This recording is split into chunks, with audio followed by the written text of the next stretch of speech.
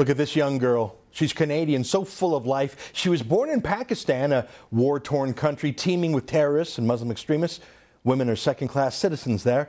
Then the best thing ever happened to her. Her family moved to Canada. They lived in Mississauga. She went to high school and made lots of friends.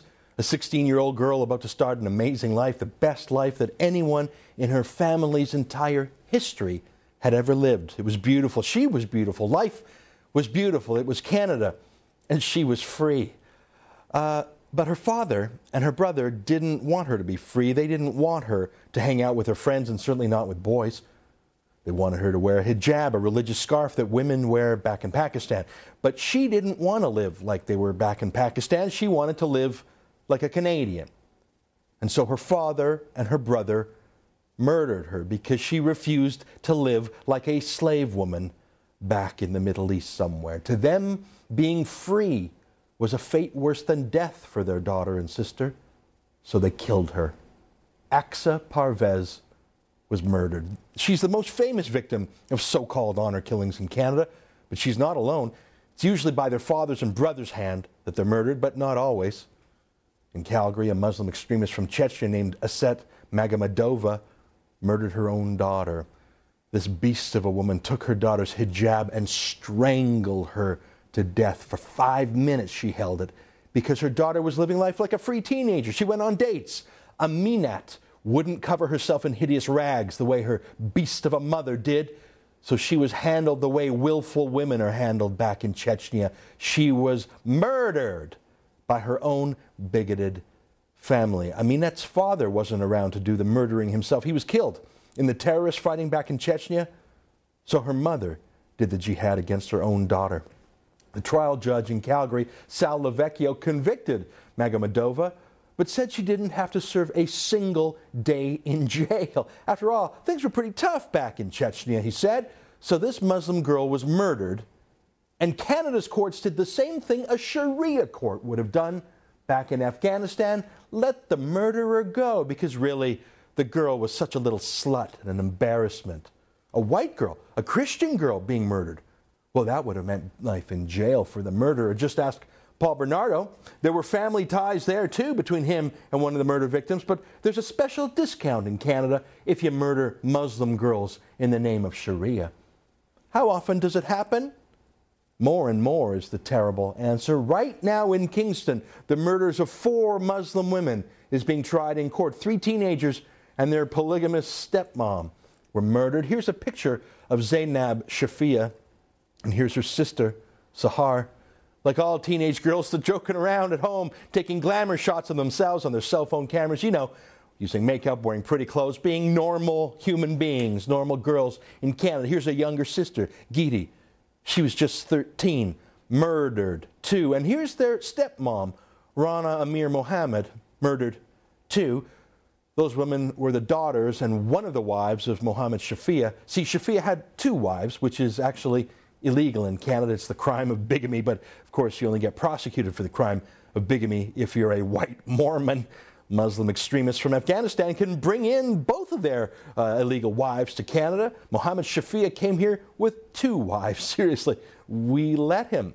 Now, according to prosecutors, Shafia and his second wife, Tuba, and their son Hamid decided to do something about those unruly daughters. They bought a Nissan minivan and loaded the girls and one of the wives into it. And 8 days later, they bought it, and 8 days later they loaded it with the family, and they pushed the van into a canal in Kingston with the girls in it, killing Shafia's first wife and the 3 girls. After the murder was discovered, police placed a listening device in the family car, and they say that Shafia and his second wife talked about how the girls deserved it.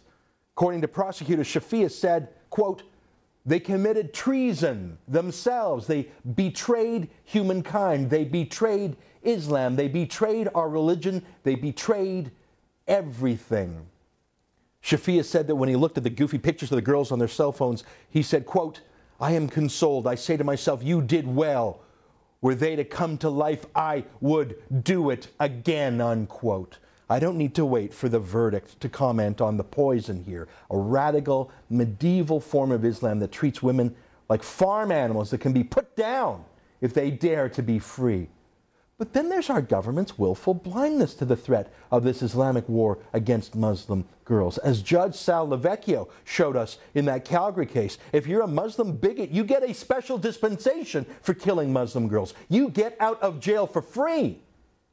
These three sisters murdered in Kingston were terrified of their brother and father. They once begged a stranger on the street to call 911 for them. Twice, Quebec's Child Protection Agency investigated complaints, once just 3 weeks before the bodies were found. The social worker called the complaint valid. But the girls were obviously too terrified to go public against their parents. It wasn't just social workers, but police. 2 Montreal cops interviewed the kids separately. And one of the girls said Shafia often threatened to kill them. Zainab, the teenager, ran away to a women's shelter. Sahar tried to kill herself. Little Geeti, just 13, begged her school for help. Begged police, begged youth protection. She actually asked to be taken away from her family and put in foster care. But she was ignored because her abusers weren't white like Paul Bernardo and Carla Homolka. And we must be culturally sensitive to people from Afghanistan. What are our police doing about this crime wave against Muslim girls? Why, they're bringing a little bit of Sharia law right into the heart of the police department.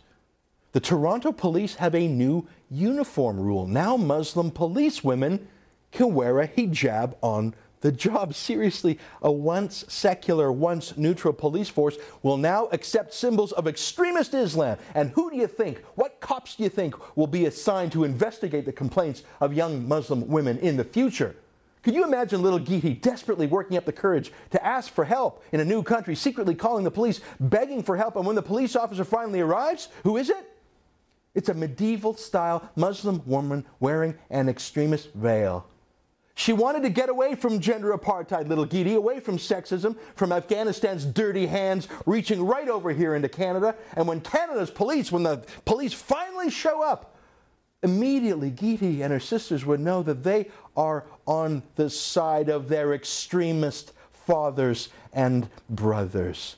There is a crime wave against Muslim girls in this country. Feminists are silent about it. Liberals are silent about it because they believe in multiculturalism, of cultural relativism, that all cultures are equal. You can never criticize a minority, even if they beat their women. If these 4 women in Kingston were killed instead at the Montreal Polytechnic by some guy named Marc Lepine, there would be a national outcry, an annual day of mourning. It would be all we talked about.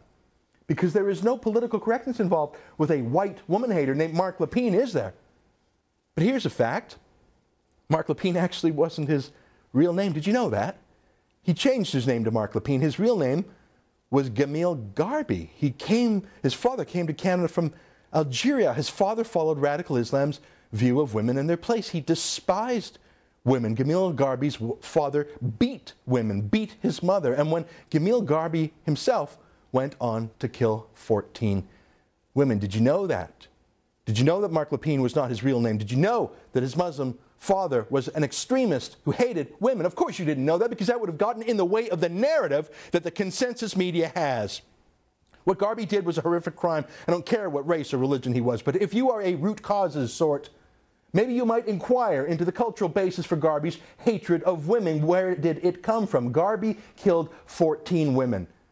If Mohammed and Hamid Shafia are convicted in Kingston, they will have murdered 4 women. That's 29% as many as were killed in the Montreal massacre. Can we please have 29% as much national attention here in Kingston? Can we please have 29% as much of a give a damn factor? Aqsa Parvez was deliberately forgotten because she was murdered by radical Islam. Let us not allow Zainab, Sahar, Geeti, and Rana to be forgotten the same way too.